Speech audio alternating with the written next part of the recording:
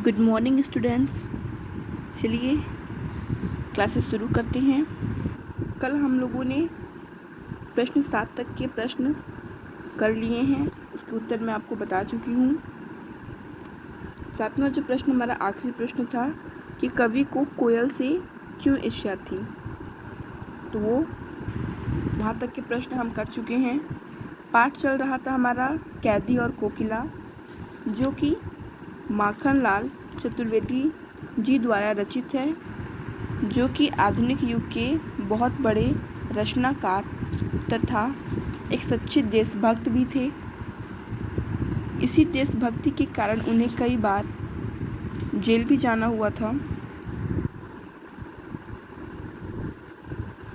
देश की स्वाधीनता के लिए उन्होंने कई बार ब्रिटेन शासक से लोहे भी लिए। लोहे भी लेने का तात्पर्य यहाँ यह है कि उनसे कई बार देश को आज़ाद कराने के लिए उन्होंने क्रांतिकारियों के साथ उस संग्राम में भाग लिया और उन्हें जेल भी जाना पड़ा था, जिस कारण उन्हें अंग्रेज़ों के अत्याचार, उनकी यातनाओं को भी सहना पड़ा था। पाठ में था कि जो कवि हैं इस समय जेल में बंद हैं और स्वयं को अकेला और उदास महसूस कर रहे हैं। उस एकांत और उदासी में वे अपने भावों को किसी तक पहुंचा नहीं पा रहे हैं, इसीलिए वह कोयल के माध्यम से अपने भावों को लिख रहे हैं और बोल रहे हैं।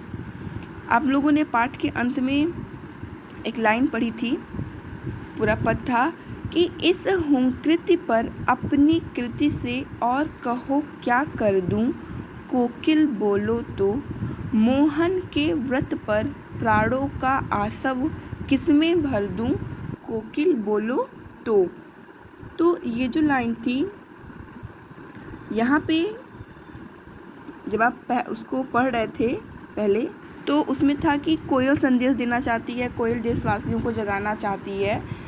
तो आखिरी पंक्ति में उन्होंने खुद कहा कि हे कोयल, अब तुम बताओ कि मैं ऐसी कौन सी कृति लिखूं या मैं अपनी रचना में ऐसा क्या लिखूं जिससे कि मोहन के व्रत पर, अर्थात कि गांधी जी ने जो सपना देखा है, जो प्रण लिया है कि वह देश को आज़ाद करेंगे, उनके प्राणों का आसव किसमें भर दूं, अर्थात कि मैं ऐसा क्या लिखूं जिससे देशवासियों का जो सोया हुआ हृदय है वह जाग उठे, उसमें मैं नव चेतना भर सकूं। अब तुम ही बताओ कि अब मैं अपनी कृति में ऐसा क्या लिखूं। तो यहीं पे हमारे पाठ का समापन हुआ था। अब चलिए आगे के प्रश्न उत्तर को करते हैं। हमारा 8वां प्रश्न है, कवि के स्मृति पटल पर कोयल के गीतों की कौन सी मधुर स्मृतियाँ अंकित हैं जिन्हें वह अब नष्ट करने पर तुली है। क्या है? कवि के स्मृति पटल पर कोयल के गीतों की कौन सी मधुर स्मृतियाँ अंकित हैं जिन्हें वह अब नष्ट करने पर तुली है। चलिए इसका आंसर मैं बोल रही हूँ, आप लिखिए। कोयल हरी भरी डालियों पर बैठकर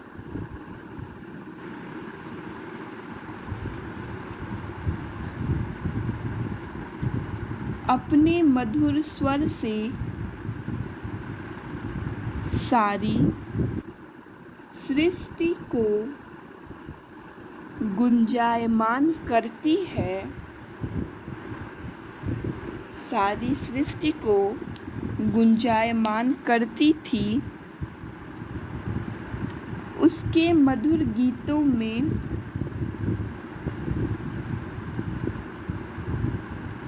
खुशियाँ झलकती थी।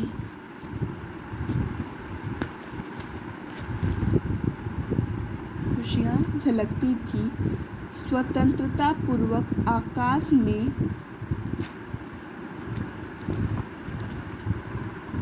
विचरण करती थी,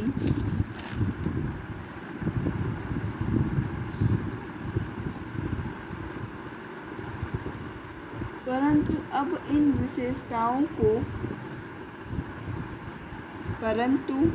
अब इन विशेषताओं को वह नष्ट करने पर तुली है।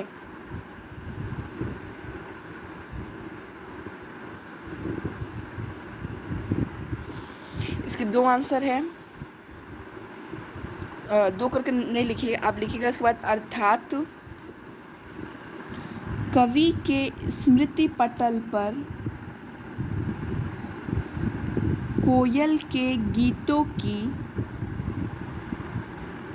कुछ मधुर स्मृतियाँ अंकित हैं,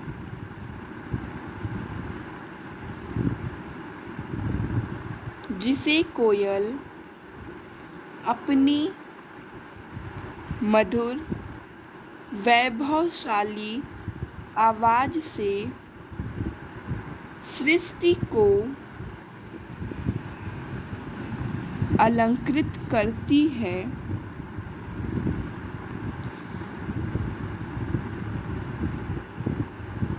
उसकी मधुर गीतों से प्रसन्नता झलकती है। वह स्वतंत्रता पूर्वक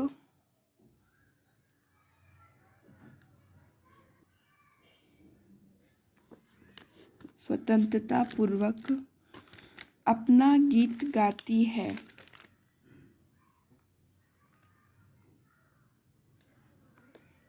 परंतु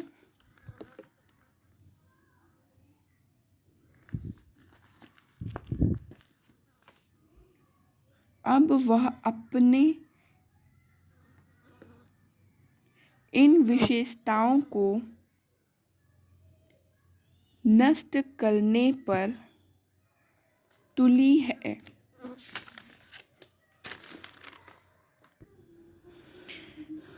तो 8वां प्रश्न हमारा हो गया है। अब हम आते हैं अपने अगले प्रश्न पे।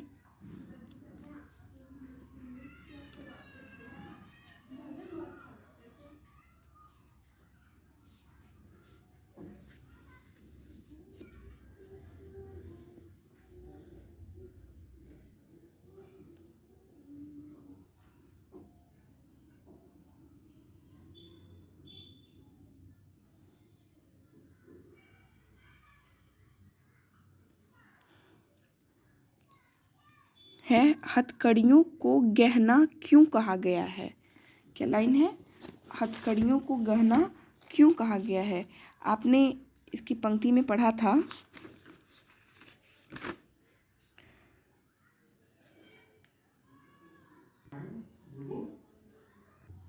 पंक्ति है, क्या देख न सकती जंजीरों का गहना, हथकड़ियाँ क्यों, यह ब्रिटिश राज का गहना।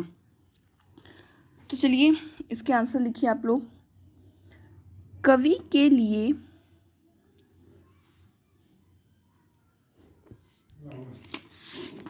लोहे की हथकड़ियाँ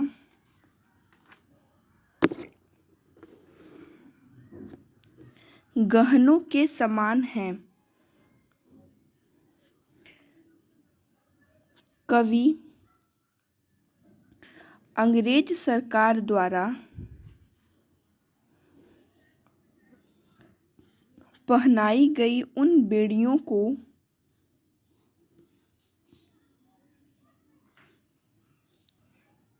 बंधन नहीं समझता, क्योंकि उन्होंने किसी गलत कार्य के लिए ये बेड़ियां नहीं पहनी हैं।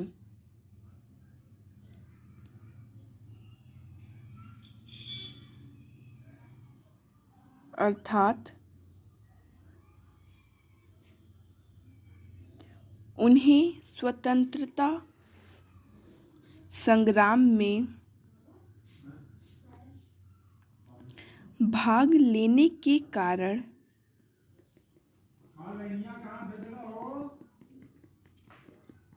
अंग्रेज सरकार ने हथकड़ियाँ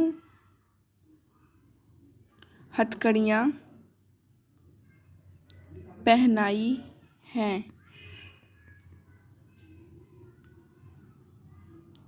जो उनके लिए गौरव की बात है, जो उनके लिए गौरव की बात है।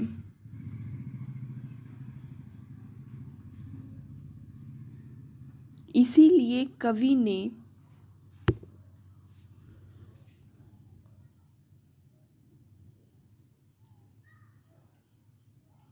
हथकड़ियों को गहना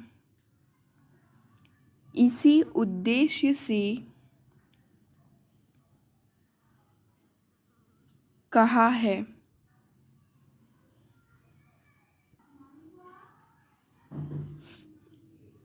तो आपको पता चल गया कि उन्होंने क्यों हथकड़ियों को गहना कहा था। क्यों? क्योंकि उन्होंने देश को आज़ाद कराने के लिए उस हथकड़ी को पहना था, इसीलिए वो उस हथकड़ी को वो हथकड़ी ना कहकर गहना कहते हैं। क्यों?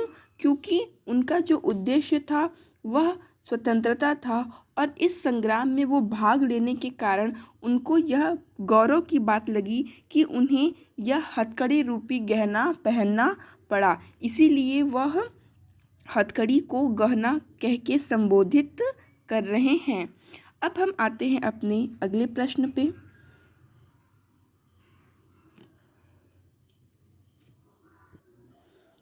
अगला क्वेश्चन है, काली तू ए आली। इन पंक्तियों में काली शब्द की आवृत्ति से उत्पन्न चमत्कार की विवेचना बताइए।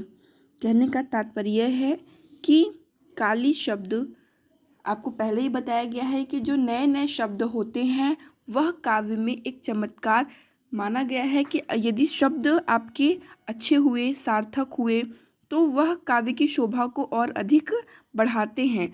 तो यहाँ पे यही पूछ रहा है कि इस काली शब्द की आवृत्ति से, उसके बार बार आने से किस तरह का चमत्कार उत्पन्न हुआ है, इसी को आपको यहाँ बताना है। ये पंक्ति हम लोगों ने यहाँ पढ़ी थी ना, काली तू रजनी भी काली, शासन की करनी भी काली, काली लहर कल्पना काली, मेरी काल कोठरी काली, टोपी काली कमली काली, मेरी लौह श्रृंखला काली, पहरे की हुंकृति की व्याली, तिस पर है गाली ए आली।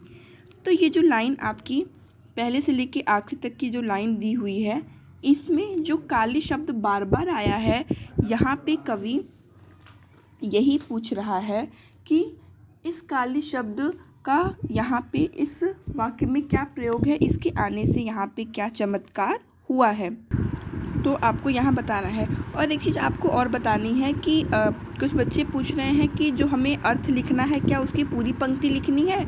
आप यहाँ देखेंगे कि ये जो पद है वो काली तू रजनी भी काली से शुरू जो हुआ था वो ए आली पे ख़त्म हुआ था।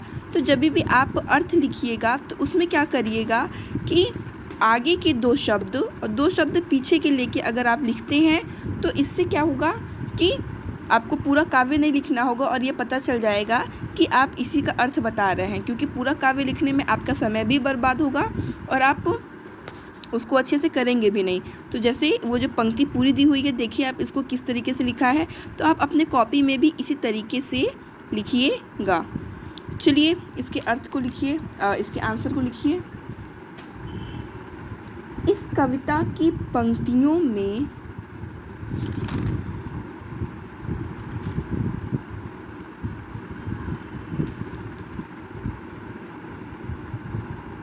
कवि ने 9 बार काली शब्द का प्रयोग किया है।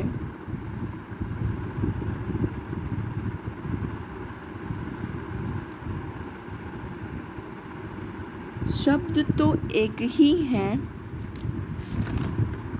शब्द तो एक ही हैं, परंतु भिन्न भिन्न अर्थों में इसका प्रयोग हुआ है।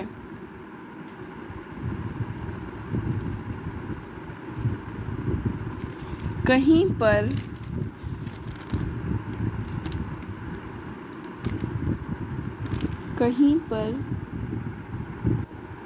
यह शब्द अंग्रेज सरकार के काले शासन को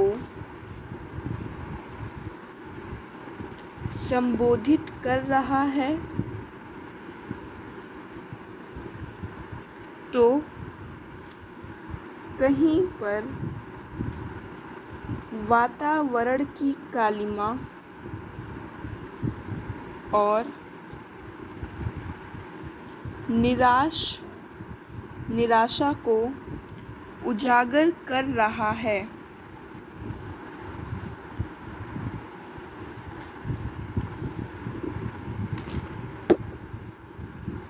ये आपका आंसर हो गया यहाँ पे। अब हम आते हैं अपने अगले प्रश्न पे।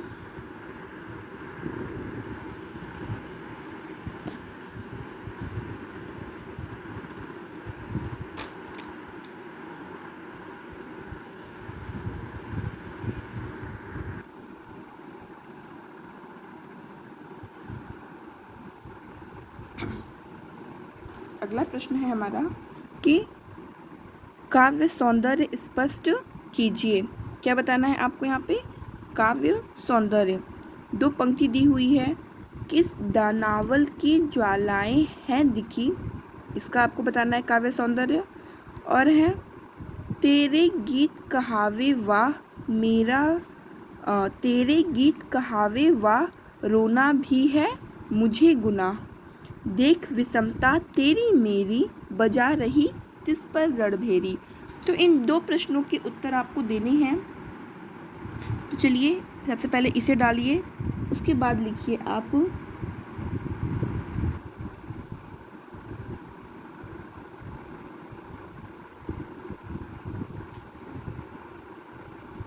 कवि ने, काव्य सौंदर्य डाल के आप लिखिएगा, ये लाइन डालिएगा, उसके बाद काव्य सौंदर्य लिखिएगा। लिखिए कवि ने यहाँ पर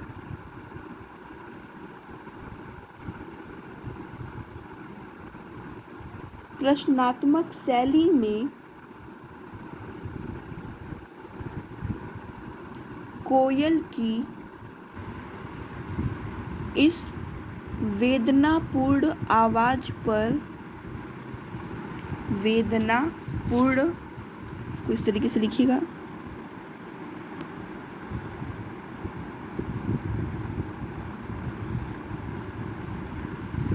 वेदनापूर्ण आवाज पर अपनी आशंका व्यक्त की है, आशंका व्यक्त की है। कोयल ने ऐसा क्या देख लिया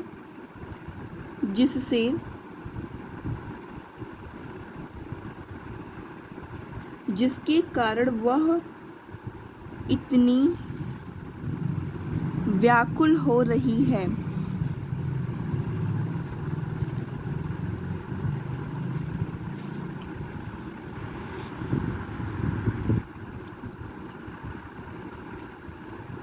भाषा सरल, सहज और स्वाभाविक है। इसी में पॉइंट डाल के ये लिखिएगा। फिर अगले पॉइंट में संबोधात्मक शैली का प्रयोग किया गया है। संबोधन को संबोधनात्मक शैली का प्रयोग किया गया है। लिख के बता दे रही हूँ आपको।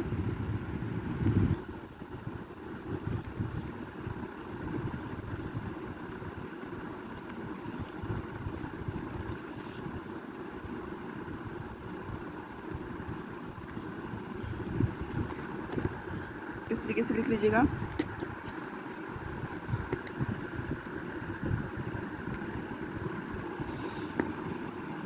अब इसे डाल के काव्य सौंदर्य लिखिए इसका। इसमें पहले हेडिंग डालिए भाव सौंदर्य,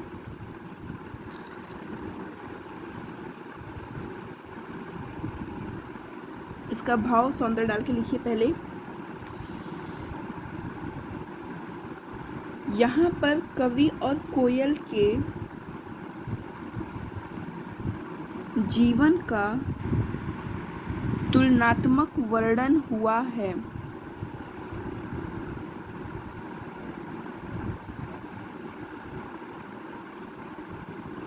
कोयल के गीत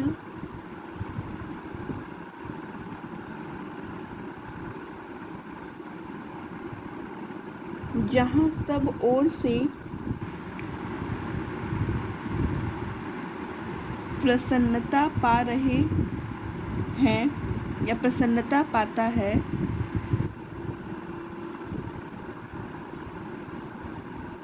वहीं कवि का रोना अर्थात अपनी बात को व्यक्त करना भी गुनाह माना जाता है। अब भाव सौंदर्य के बाद हेडिंग डालिए इसमें काव्य सौंदर्य या शिल्प सौंदर्य। उसमें डालिए कवि ने यहाँ तुकबंदी का प्रयोग किया है। तेरी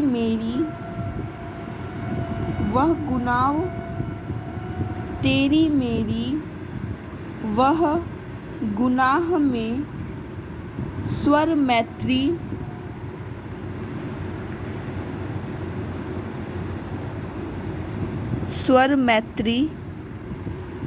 तथा अनुप्रास अलंकार है।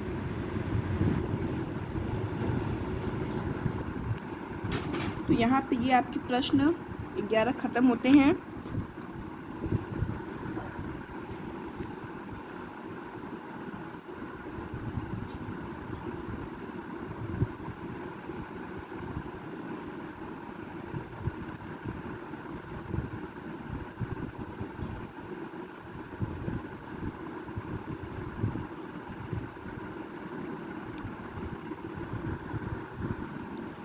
अब आते हैं अगले प्रश्न पे।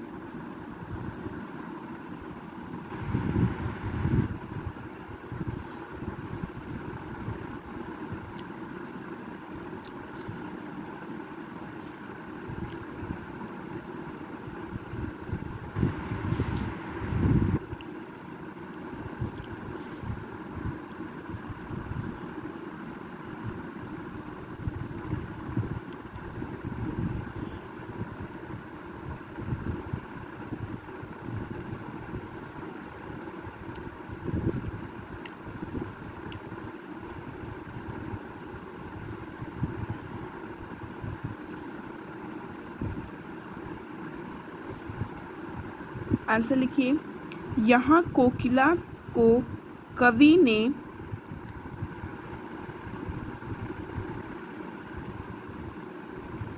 भारत माता का प्रतीक माना है।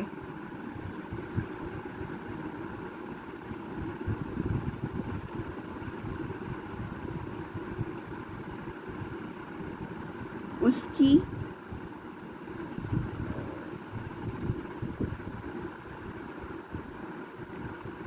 स्वर अन्य पक्षियों से अधिक मधुर तथा भिन्न है।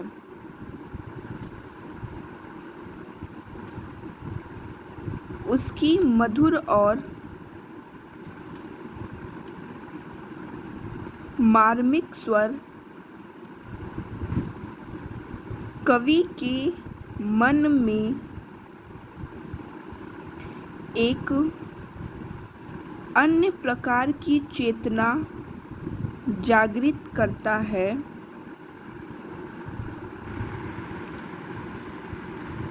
इसीलिए कवि ने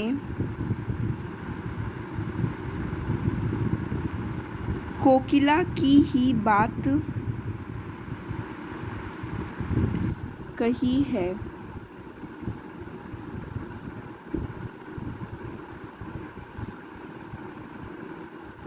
कि उसका जो स्वर था वह अत्यंत मधुर था, यही कारण था कि उसने कोकिल का ही अपने काव्य में वर्णन किया है। क्योंकि जाहिर सी बात है कि पेड़ है तो हर तरह के पक्षी आएंगे, लेकिन सारे पक्षियों में वह मधुरता, वह मार्मिकता नहीं रहती है जो कि एक कोयल के स्वर से हमें प्राप्त होता है।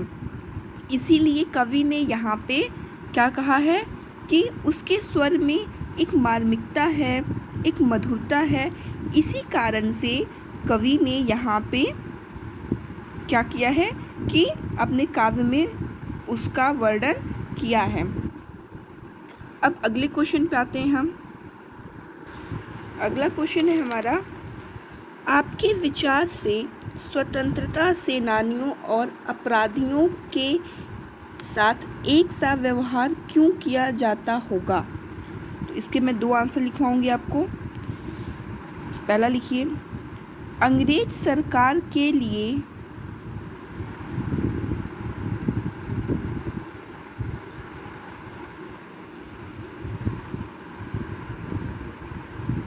स्वतंत्रता सेनानी और अपराधी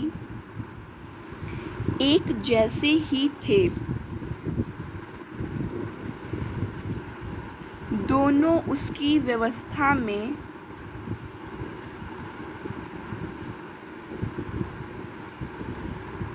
खलल डालने का काम करते थे। खलल अर्थात कि व्यवधान उत्पन्न करते थे। सरकार के लिए दोनों ही दोषी थे। सरकार अर्थात अंग्रेजी सरकार के लिए दोनों ही दोषी थे। सरकार क्रांतिकारियों की आज़ादी की मांग को दबाना चाहती थी।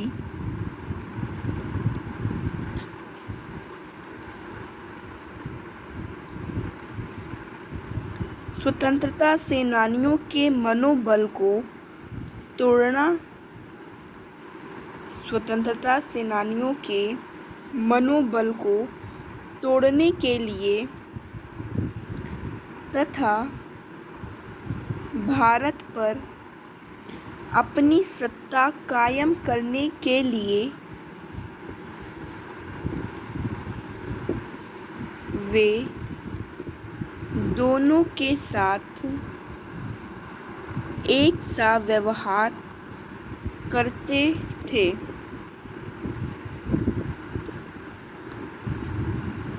इसका अगला आंसर लिखिएगा।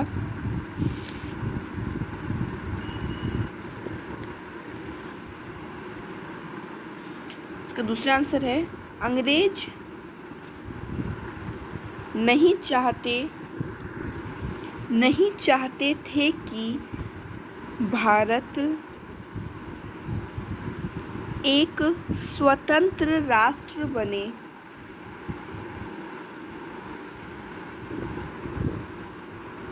इसीलिए वे भारत के स्वतंत्रता सेनानियों को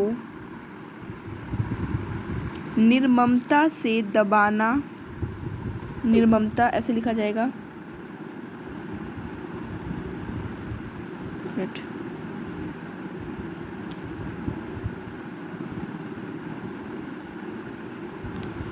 निर्ममता से दबाना चाहते थे।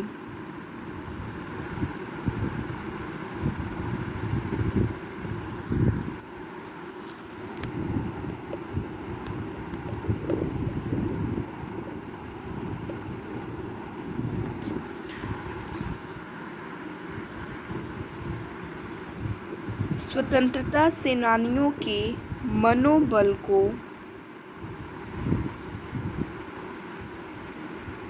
तोड़ने के लिए तथा भारत पर अपनी सत्ता